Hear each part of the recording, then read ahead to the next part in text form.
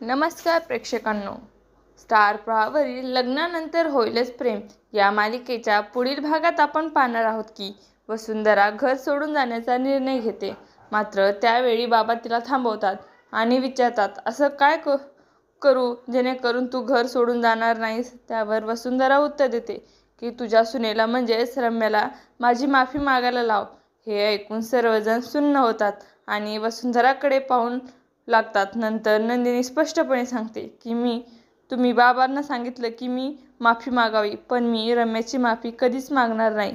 सर्वजण तिच्याकडे आश्चर्याने पाहतात. दुसऱ्याला म्हणते, तुला शॉक बसला असेल ना, तर बसू देत. तुला वाटत असेल की माझी ताई चूक आहे तरीच चालेल, पण काल रम्याशी जे काय वागली ते योग्यच होतं. त्यावर पात लगेच म्हणतो, हो अगदी बरोबर होतं, रम्याशी तसंच वागायला हवं. त्यानंतर नंदिनी जीवाला सांगते, कोणी माझं नुकसान केलं तरी मी एक वेळेस माफ करेल, पण माझा विश्वासघात करणाऱ्याला कधीच माफ करणार नाही.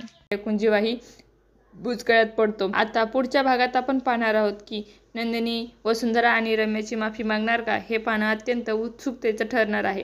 तुम्हाला जर आपला व्हिडिओ आवडला असेल तर चॅनलला लाईक, शेअर आणि सबस्क्राईब करा. धन्यवाद.